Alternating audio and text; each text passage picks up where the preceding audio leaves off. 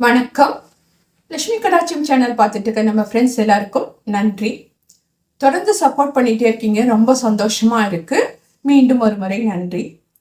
அனைவரது இல்லத்திலும் லட்சுமி கடாட்சியம் நிலைச்சிருக்கணும், செல்வ வளம் பெருகணும். இன்னைக்கு சுமங்கலி பெண்கள் நிறைய நோன்பு எடுக்கிறாங்க, நிறைய விரதங்கள் எடுக்கிறாங்க. அதுல மிக முக்கியமான ஒரு விரதம் இந்த மாசி மாதம், இன்னைக்குதான் அந்த விரதம். அதை பத்தி தான் நம்ம போட போறோம். இந்த விரதத்தை என்னைக்குன்னு பார்த்தலாம்.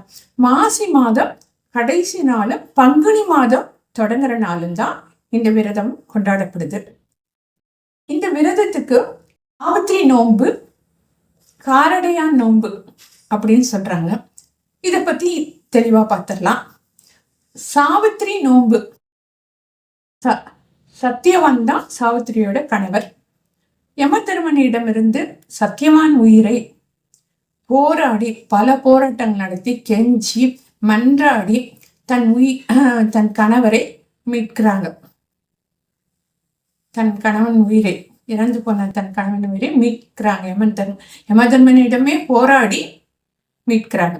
அதனாலதான் இந்த நோன்புக்கு சாவித்திரி நோன்புன்னு ஒரு பேர் வந்துச்சு. இந்த நோன்புக்கு காரடையான் நோன்புன்னு ஏன் பேர் வந்துச்சுன்னா, கார்காலத்தில் விளைந்த பச்சரிசியை கொண்டு உரிக்காத வெண்ணெய் அதையும் கொண்டு, தட்டைப்பயிறுன்னு சொல்லுவாங்க, அதையும் எல்லாம் எடுத்து ஒரு அடமாரி செஞ்சு நெய்வேத்தியமா படைச்சு அம்மனை வேண்டிக்கிட்டு தான் இந்த நோன்பு எடுக்கிறாங்க. எடுத்து யமதர்மனிடம் போராடி தன் கண்ணாணி மீட்கிறாங்க. அதனாலதான் இந்த நோன்பு ரொம்ப விசேஷமா சொல்லப்படுது. அதுக்குதான் காரடையான் நோன்பு. காலத்துல விளைஞ்ச அரிசி எடுத்து செஞ்சதுனாலதான் அடையா செஞ்சு நோன்பு வைக்கிறாங்க. இதனாலதான் இந்த நோன்புக்கு காரடையான் நோன்புன்னு பேர் வந்துச்சு.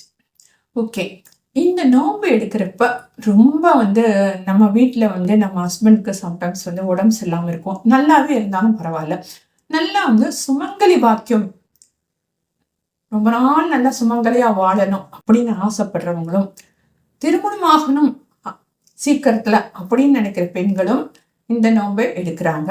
இந்த நோன்பு கயிறு வைக்கப்படுது. அன்னைக்கு வைக்கிற அந்த நோன்பு கயிறை சாமியெல்லாம் கும்பிட்டுட்டு அந்த நோன்பு கயிறை அணிஞ்சுக்கிறாங்க. அதை யார் கட்டுறாங்கன்னா, ரொம்ப நாள் தீர்க்க சுமங்கலியா வாழ்ந்த 70 வயசு, நம்ம குடும்பத்துல 70-50 வயசு வாழ்ந்திருப்பாங்க ஹஸ்பண்டோட, அவங்களோட தீர்க்க சுமங்கலியா இருக்கவங்க கிட்ட போய் நம்ம இந்த கயிறை கட்டி விட்டா ரொம்பவே விசேஷமா கருதப்படுது.